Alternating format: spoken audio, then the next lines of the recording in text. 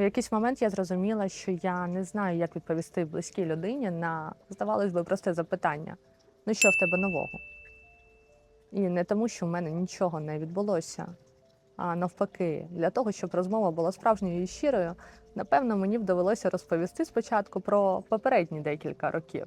То ці всі люди, про яких я говорю, чому я не займаюся більше тим, чим я займалася раніше, звідки взялися нові звички, що мене хвилює, а що більше ні.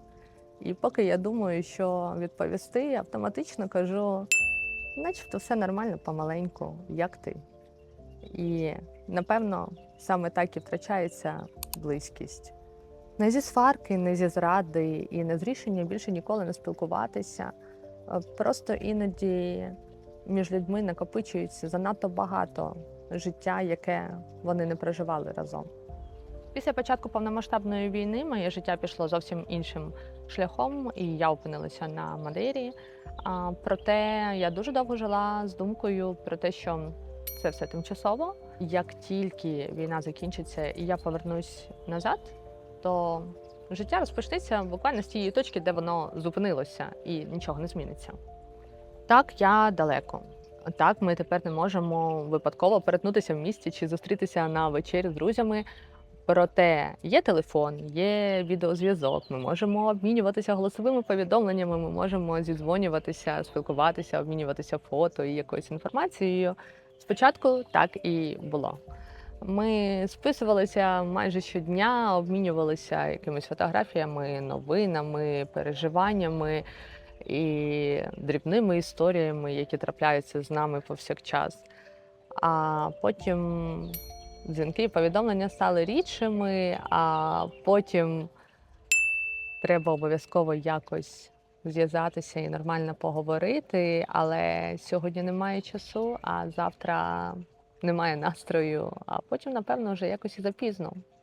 І ця розмова постійно переноситься. Ні, ніхто не вирішував зникати, але люди, які знали про тебе буквально все про твоє життя, тепер мають лише його короткий переказ. І навіть цей переказ часом стає дедалі стислішим. І справа не в тому, що я забула обличчя дорогих і близьких мені людей. Зовсім ні. І, звісно, я пам'ятаю якісь події, наші поїздки, спільні жарти. Але одного разу я спробувала уявити, як би ця конкретна людина відреагувала би в цій конкретній ситуації. І зрозуміла, що я не можу. Тому що інформація в мене застаріла, а за цей час, за ці майже 5 років змінилися ми обидва. І буде неправильно користуватися тією минулою інформацією. Змінилися погляди, змінилося почуття гумору, змінився контекст життя, змінилося буквально все. І я впевнена, що це відбувається і зі зворотнього боку, що люди, які знали мене краще за всіх, вони знали ту попередню версію мене, ту Наталку, яка жила у Миколаєві, мала інший розпорядок дня, інші звички, інше оточення, інші страхи, можливо, інший погляд на проблеми.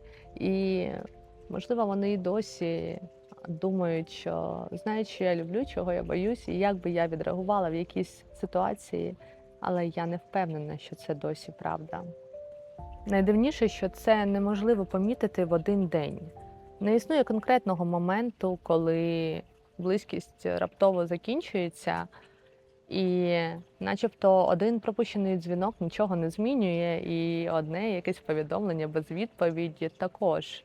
А потім ти озираєшся і розумієш, що людина, яка раніше знала про тебе все, тепер не знає навіть якихось основних подій твого життя, а ти її. І я не думаю, що тут хтось винен, але я й не можу робити вигляд, що відстань не псує стосунки. Можливо, існують історії, де відстань ніяк не вплинула, і люди роками можуть підтримувати однаково близькі стосунки, але саме у мене так сталося не з усіма. Згодом я зрозуміла одну дуже важливу річ.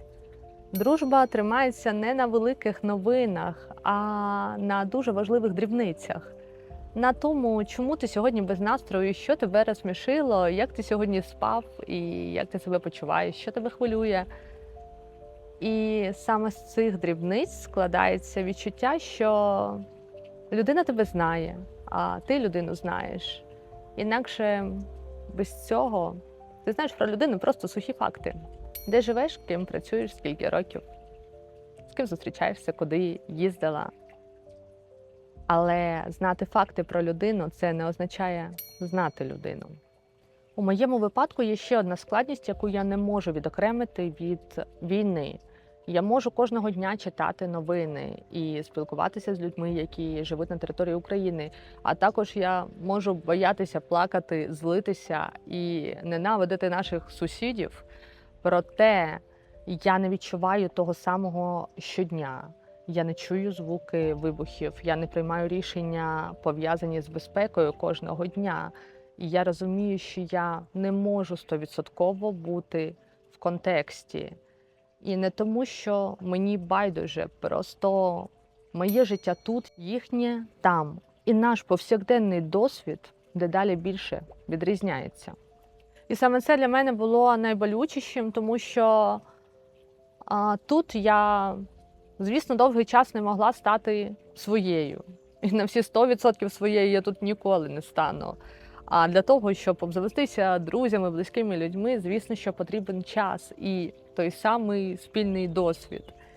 А там, де я була своєю, зв'язок потрохи слабшав. І я розумію, що близькість губиться.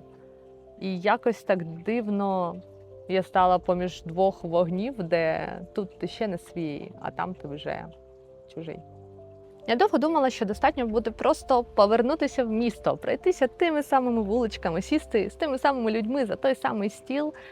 А потім зрозуміла, що повернутися в місто можна, а повернутися до тих самих стосунків навряд, тому що ця близькість, яка була між людьми, вона була не тільки між ними, а вона була іще в даний період часу, в тому житті, яке ви проживали разом. І цей час, на жаль, вже сплинув. Я не знаю, чи потрібно з цим щось робити. І не думаю, що кожну дружбу можна врятувати більшою кількістю дзвінків. А також зовсім не впевнена, що треба штучно підтримувати близькість тільки тому, що вона колись була. Проте під час роздумів на цю тему і розповіді для вас я хоча б зрозуміла, за чим саме я сумую. І, звісно, я сумую за своїми людьми, а ще за життям, яке ми проживали разом, а ще за тим періодом, коли не треба було про себе нікому нічого пояснювати, коли все зрозуміло, і всі знають, з якого жарту ти посмієшся, і що може зіпсувати тобі настрій.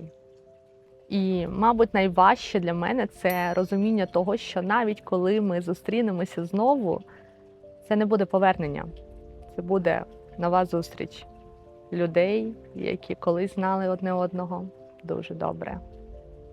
А з вами була Наталка і мій проєкт «Вголос». Думки, які зазвичай лишаються всередині, тут звучать вголос.